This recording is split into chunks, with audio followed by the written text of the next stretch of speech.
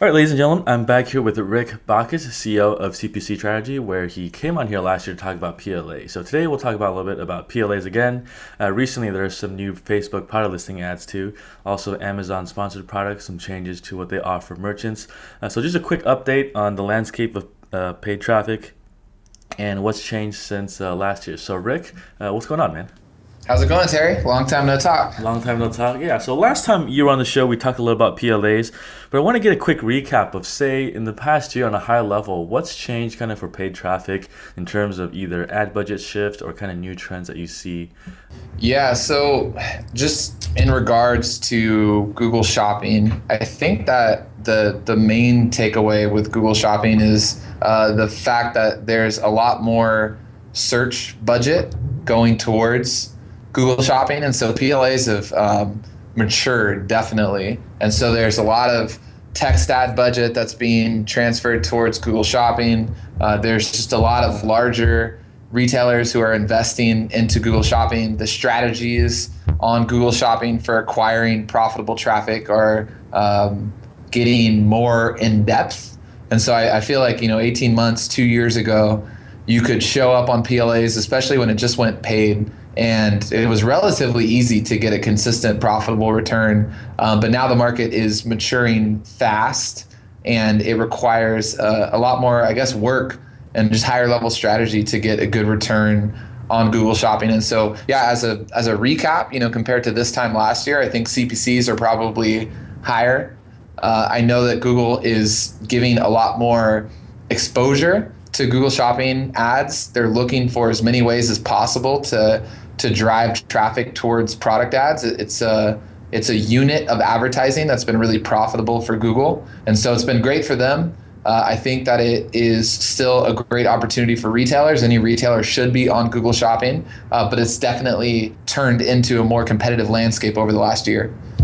Gotcha. So if you look across your client base, like, would you have a percentage ballpark of like how much budget they're increasing in the PLAs, or how is that shifting?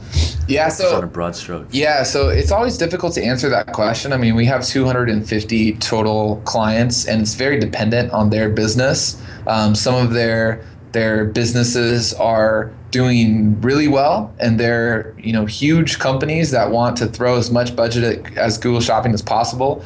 We also work with some medium-sized retailers who need an exact ROI on every advertising dollar that they invest. And so there isn't really like a hard rule of thumb. I would say on average, if you look at our client, Google Shopping budget, it's probably increasing year over year about 20 to 30%. But it's very dependent on the client. Even when it comes to, AdWords budget, some of our clients are 100% Google Shopping, 0% text ads. We have clients who are 95% text ads, 5% Google Shopping. But that shift with budget towards Google Shopping is definitely happening. And in most cases, I would say that small to medium-sized retailers are spending more on Google Shopping and PLAs than they are on text Gotcha. ads. How do you see remarketing fitting? Because I feel like the last year or so, I just get hit with retargeting everywhere I go. Like either it's Amazon or some random e-commerce site. Anywhere, it just stalks me for like 2 months, and I get hit by this so hard. Yeah, we'll stock you too. So if you go to strategy, we're going to be following you around. I think that retargeting investments are on the rise. Google definitely is trying to get people to use the Google Display Network. Retargeting is available through a lot of third-party platforms. I mean, AdRoll absolutely blew up. There's a lot of platforms that have put a lot of energy into improving the retargeting experience for advertisers, which in turn makes the banners more appealing to users. But I think that it's a concept that retailers just like. It's the first time I remember the first time we saw Fetchback, the ads, the fact that you could retarget a customer at the product level is just it's a very cool thing. And so retailers, I think, give retargeting a little bit more leeway when it comes to ROI. I think they understand that it's not necessarily at the bottom of the funnel in terms of conversions. And so it's an awareness play a lot of times at the top of the funnel. It's retailers will use it to just try to lift, lifetime value with customers. But I think it's very dependent on the seller. Once again, if a retailer is doing a million or less online, it's probably difficult to justify a huge budget or any size budget into retargeting. Whereas, we have some clients that they literally don't care what the ROI is with retargeting. They just use it strictly for awareness. And so, yeah, that market is maturing fast. And it does seem to me like retailers are more likely to not have a strict ROI goal when it comes to retargeting, because they get the concept that it is increasing brand awareness, and they understand that it's not necessarily a bottom of the funnel tactic. Yeah, and there's also the thing where, like they say in sales books, where like you need 7 impressions for someone to remember you too, right? That's a concept that we all like, right? We put a lot of energy into. We actually just launched cpcstrategy.com, our website redesign process. It took us 3 months plus of working on it really consistently, and we put a lot of blood, sweat, and tears into the redesign. And it's hard to build a brand. And so anything that you can do to reinforce that brand message, I think, is something that intrinsically all business owners like. And so obviously, you put a lot of energy into your podcasts, and I think you've done 140 plus over the years. You want to do everything that you can to reinforce who you are and who your brand is. And so retargeting is just another avenue to do that. Yeah, I noticed your site, it just launched this week, right? I was looking at it, I think, yesterday, and I was like, wow, it's a new, clean layout. Yeah, it launched. Doesn't look like a WordPress site anymore. It looks that was the goal. It launched on Tuesday. It was definitely, we did some soul searching. We've started the company 8 years ago, and we come from a background more of like an affiliate background where everything is about direct conversions. But we actually get most of our leads come through our blog. And so we are treating cpcstrategy.com more as our office to kind of showcase the brand. But it was difficult accepting that you might be sacrificing some conversion on your site to improve the brand experience. But we felt like it was time to make the leap. Yeah. So with all these new options, is it still doable for, like, say, a smaller merchant solopreneur, or is it kind of like agency work where you need to outsource it to someone else to manage this more complicated stuff? I think it really depends on your products. And so I've definitely noticed a shift in the market over, we founded CPC Strategy 8 years ago. 2-3 years ago, it seemed like it was a lot easier for resellers.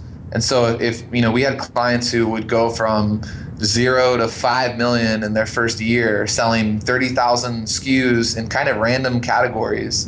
And it seems like just across the board, I think Amazon's played a large role in this, but across the board in e-commerce, it's a lot more competitive. It's a lot more difficult to stand out and to differentiate your site experience or differentiate your brand experience from the rest of the market. And so it seems to me now that the solopreneurs who are actually maturing their business, it's more around building a brand specific to a smaller product line and getting some traction around a smaller product line, as opposed to just, we're going to launch tomorrow with 15,000 SKUs, where we really have no competitive differentiators with any of those SKUs. Yeah, I think that I knew like 1 or 2 people who did that, and I think it was basically just like an arbitrage with the PLAs or retargeting because it was so cheap. And then now as it matures, you're getting squeezed in the middle, basically. Yeah, exactly. I mean, it's the same effect that has led to a decline with the comparison shopping engines. I used to work at PriceGrabber, and 8-9 years ago, PriceGrabber and Shopzilla and Shopping.com, Nixtag, those channels were hot. They were making a ton of money. They all got acquired. But it was really just arbitrage. And they didn't innovate very much. They didn't really improve the customer experience over the last 8-9 years. And so eventually that arbitrage opportunity runs out, and the industry as a whole is kind of dying off because of that. Exactly. And I think consumers are getting smarter too. They can access the info they need kind of on their own or through Google Shopping or whatever, Facebook, all that stuff, social reviews. Agreed. And I think it's if you can't improve the customer experience on your site and that same product is available on Amazon, it becomes very difficult to actually earn the customer's business. And so if you're selling commodity products, right, and you have toilet paper, it's really going to be hard for you to create a site experience that's so much better than Amazon that people want to buy toilet paper off of your site instead of Amazon.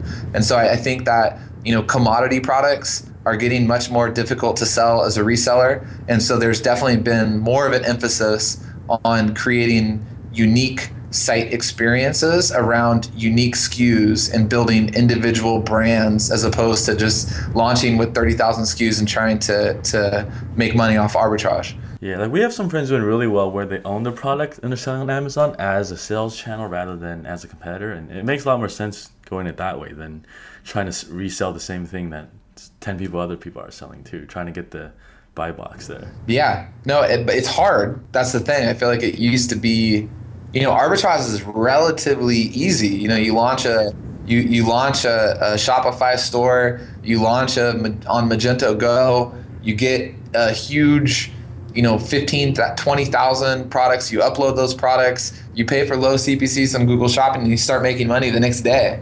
But to build a brand, it's difficult and it takes time. Yeah, even to build a product too, it's like it takes a long time. Like it's funny you talk about arbitrage. I used to do that when I was in college.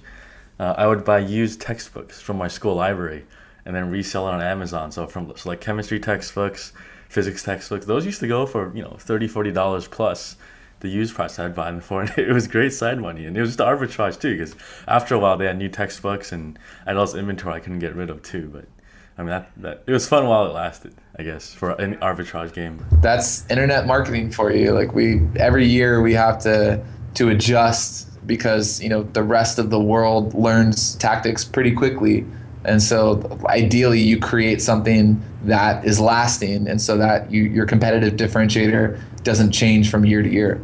Let's move on into Facebook a little bit. So Facebook, I feel like this platform has matured a lot in the past 2 or 3 years. Like I feel like when it first came out, no one really paid attention to it until they realized like the conversion pixel, the targeting pixel, and all the different stuff you can do within the platform, dark post, things like that, where people start realizing like, hey, this is actually something legit we should pay attention to. Yeah, so Facebook is in a very interesting place right now. We view it as a great opportunity for retailers, but it definitely lives at a different place in the funnel relative to Amazon or Google Shopping.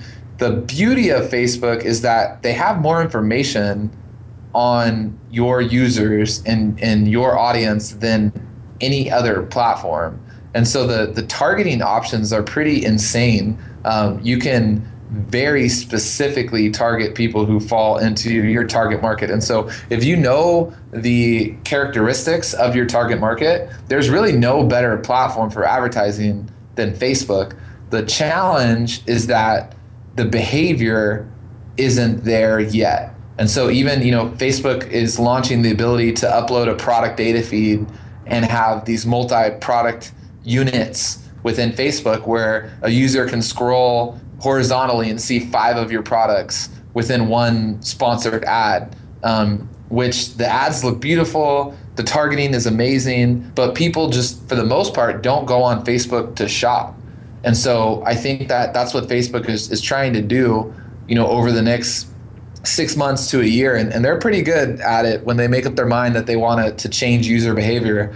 But I think they're trying to get people used to clicking on those ads and being okay with clicking on an ad and then potentially leaving Facebook to make a purchase. But until that behavior changes, I think that Facebook will continue to have a lot of like advertising potential, but it'll be difficult to actually scale your sales through Facebook. It'll still be more of an awareness channel, or if you have a viral product, then there's no better place for Facebook. But for the rest of e-commerce that doesn't have a product that's just viral by nature, it probably is going to take a while till it's a really profitable sales channel. In the short term, I think it still is about kind of Facebook trying to change that user behavior. Yeah, I was thinking about this before the call, and like as much as you see ads now, like it's easy to get excited about new features, but it's like if people aren't even clicking stuff on Facebook and they hate ads, well, how relevant is it really for like a merchant too? Yeah, and it feels weird to click on an ad in Facebook and to leave Facebook when we're when we're on Facebook, we're kind of contained in that ecosystem. And so there are options to make purchases directly on a retailer's Facebook page. But even that, I mean, we have a lot of clients who have Facebook pages set up and they're just, the users aren't transacting. And so the behavior has to change, which is almost the complete opposite of Amazon, where, I think it's like 39% of product related searches start on Amazon, and their advertising options are pretty atrocious. If you look at like sponsored products, that's a relatively new product for Amazon, and it looks like Google AdWords did 8 or 9 years ago. And so Facebook has all this beautiful customer data. Amazon has all of the actual users and the intent of people who want to shop. And it's weird. It's like both of their strengths are the other one's weakness, and then Google kind of sits somewhere in between. And so there's definitely like a retail war with all three of them, and they all have like strengths and weaknesses. And I think right now it's pretty clear that Amazon is winning, but Facebook is an interesting long-term threat because they know so much about us. Yeah, I feel like Amazon and Google, when you're buying something, you go to either one of those. Like you either search for something or you go to Amazon search. But I feel like Facebook, as a company, they need to make ad revenue too. But how do they keep that experience for the user? Yeah, without being too intrusive? Right? It's like the weird spot they got to figure out too. So. It's a really weird spot, and both Facebook and Google know how profitable retail advertising is. I mean, Google Shopping has been wildly successful for Google's ad revenues, and it's been great for their stock. And so Facebook sees that. They want to get some of that advertising revenue, and if you're able to fulfill retail demand, there's a ton of money in it. But changing user behavior on a social platform is extremely difficult. And even Pinterest is a platform that retail is more of a logical part of the platform. If you go on Pinterest, you're oftentimes pinning things that you want to buy, where Facebook it's just not something we're really thinking about when we're on Facebook. Yeah. So speaking of Amazon, they also had some recent changes too, right? So actually, I don't know Amazon that well. I know they released the search data for merchants to use. So what impact does this have? Yeah. So Amazon search data has always been kind of like the holy grail. I mean, they've protected it. And like Google over the years, and Facebook is doing this now, a lot of times that search, the keyword data is revealed because of advertising, right? And so it's in Amazon's best interest to not share keyword level data so that how certain terms or the search volume around certain keywords. But to advertise effectively, it does help to know the search volume on a keyword basis. And so Amazon really has never, given away any search volume until recently. I think most people still really aren't aware of this because it's happened so recently. But Amazon sponsored products, you used to have to do manual campaigns. And so if you wanted to target 500 keywords, you would have to create a manual campaign and manually put in all 500 keywords and set a CPC for all 500 of those keywords, which is, completely the opposite of AdWords, where you can do broad match. And so think of exact match on AdWords as the only option that used to exist on sponsored products. They then, I think it's been about 4 months now, they switched to a kind of catch-all bucket called an automatic targeting group. And so you can just say, I'm a retailer on Amazon. I don't know what keywords I want to bid on, but I want to bid on my entire campaign at 35 cents per click. And you'll start to get clicks once you get into the auction, and they'll share with you the search terms that users are using to find your products on sponsored products. And so if you're spending, let's say you're spending $1,000 a month or $2,000 a month on sponsored products, you're now going to get search term data that's specific to Amazon, which is allowing you to not just go to Google keyword tool, not just estimate search volume on Amazon and make your best guess. You can see, what users are actually searching to find your products. And so it's a kind of a undiscovered opportunity for most Amazon advertisers, and it allows you to use those automatic campaigns to harvest the keywords and the search terms that Amazon users are actually entering into Amazon to find your products. Because you can use those keywords into like your SEO or AdWords and just port that into somewhere else, right? Once You can use, yeah. I mean, you can use them off of Amazon. It's just telling you, if Amazon is on a very basic level, if Amazon is the number one destination for retail searches, right? So 39% of people are starting their product related searches on Amazon. And now Amazon is showing you exactly what people are searching within your product category. There's a lot of value in those keywords. Essentially, that's the best source of information on retail. Now you can see what people are searching to find your products.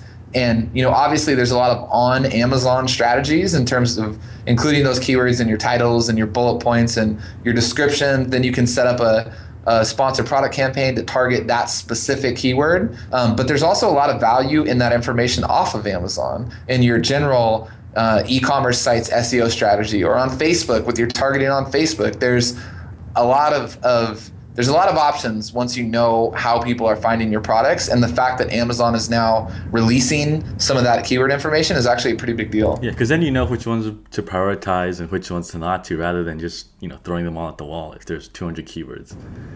Exactly, and we've had clients come to us who say, I don't want to, I'm okay with a 2-to-1 return on my $10,000 a month advertising budget because I want to get the keyword data. After I get the keyword data, I want to ramp down on my budget. But it's a great way of seeing what people are doing to find your products on Amazon. And then once you have that keyword data, it's up to you if you want to continue investing into sponsored products, or if you want to use the keyword data for your SEO efforts outside of Amazon. But there's a lot of value in just having those keywords. Yeah, it's just like any paid traffic campaign where you kind of just start out with certain groups and then you narrow it down after losing some money or a lot, and then you figure it out. Right? Yeah. No, broad match on Google over the years has been an extremely valuable way to figure out what keywords are driving volume. For most people, they can't just keep investing in broad match and increase their broad match budget year over year because they would go broke. But it's a great foundational technique to harvest those keywords and then get a lot more specific with your targeting. Yeah, gotcha. All right, so to wrap things up, what do you see things changing this year? I mean, we're already in 3 months now. Anything you see changing for the rest of 2015? Yeah, I think that the way that I look at the opportunities, and it's up to an individual retailer to figure out which channel makes the most sense for them. But Google is great at advertising, and they're trying to get better at retail. And so Google is, there's I think a New York Times article that has a screenshot of a Google Buy Now button, and there's been speculation over the last 18 months about a Google marketplace. If Google does have a marketplace, then it's going to require them to figure out a lot of stuff that they're not good at, that Amazon's good at, regarding customer service. If someone checks out on Google, how do they enforce the seller quality seller customer service? How do they enforce fulfillment? Fulfillment by Amazon is an amazing program that Google would have to try to somewhat replicate if they have their own marketplace. And so I think Google is currently great at advertising, but as they grow their retail presence, they're going to have to try to figure out some of the behind the scenes stuff like customer service and fulfillment if they want to actually be a threat to Amazon. Amazon is obviously the destination where a lot of customers are starting their retail searches, but like I said, their advertising products are pretty pathetic relative to Google and Facebook. There's not a lot of targeting options. It looks like Adwords did 7 or 8 years ago in terms of the functionality and the UI of their advertising units. And so that's an area that they're trying to get a lot better at. And then Facebook has all the audience data in the world, but no one is going on Facebook to shop. And so I think that they're all pretty uniquely positioned. I think that their goals are relatively clear for all three of them. And I think depending on the uniqueness of your products, you have to determine which channel is going to be the best option for you. And so a very basic synopsis is if you have a very unique product, Facebook is probably a great place for you to get a lot of attention to your small number of products. If you have a ton of SKUs, then Amazon is probably the best option for you just to do volume. And then Google Shopping, specifically in text ads, they kind of sit in between both of those options where, realistically, all three of them should be part of your strategy. But how much you invest into each channel is dependent on the type of products you have. A couple years ago, you could look at each platform as its own silo, but now everything gets more integrated in the sense that what you said, like you got to choose one that works for you, but there's also some synergies by being on all three. Like when you have that Amazon search data, you can use it for your AdWords, SEO, or use it for your Facebook targeting too. And you can no longer just kind of treat them as their own things now. Facebook, for instance, if you just look at the value of the channel in terms of how many sales it drives, it's going to probably suck for most retailers in 2015. It's not going to drive a ton of revenue. But if you're using Facebook to harvest information about your target audience, and you're using that information on Amazon and Google to match your products with your customer intent, Facebook is extremely valuable.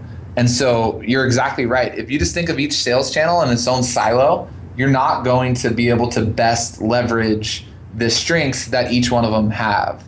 And so ideally, you would be thinking about your total portfolio and get the audience data from Facebook to try to grow your sales on Google Shopping and Amazon. Use the Amazon search data to grow your organic traffic on Google. And so, yeah, there are a lot of synergies if you try to come up with a strategy that is growing your sales as a whole. But if you just look at each channel as an individual, in its individual silo, then you're going to lose a lot of opportunity to create value from using all three together. Yeah, and I guess the overall trend is that you can no longer just have a vanilla store with one strategy and just milk it, because there's all these different tools you can use. And I think consumers are just getting smarter too on all these platforms and different contexts of targeting them. I think consumers are getting smarter, and I just did. I'm 33 years old, and I was a mentor for a student entrepreneur competition and mentored like 3 e-commerce students in college, and they've already launched e-commerce stores that look better and are more functional than a lot of our clients who are doing 100 million a year plus. And so those kids are coming. They're extremely tech savvy. They understand how Facebook works. This one kid showed me a tool called Instagress, which automates his Instagram account, and he has more Instagram activity on his account than a lot of $100 million plus retailers. And so they're extremely tech savvy. They know what they're doing. And that, I think, along with consumers getting more savvy, is making e-commerce a hell of a lot more competitive than it was before. Yeah, because you look at the guys in those big companies, they're probably 40s, maybe 50s, grew up without the internet, and they're just throwing money at this, hoping someone can figure it out. Yeah, and I've witnessed our clients who've gone out of business who have this short-sighted mentality where we had clients who for 5 years said, I need a 10-to-1 return on every sales channel.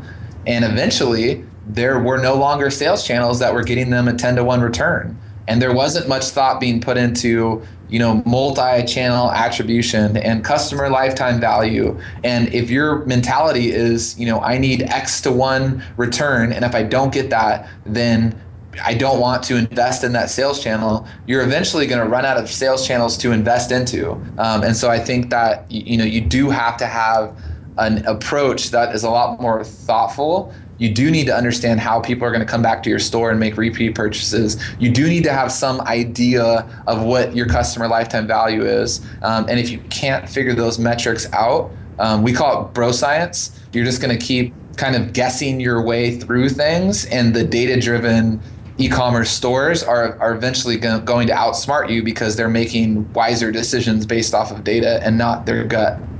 Yeah, because you don't have a lifetime value number.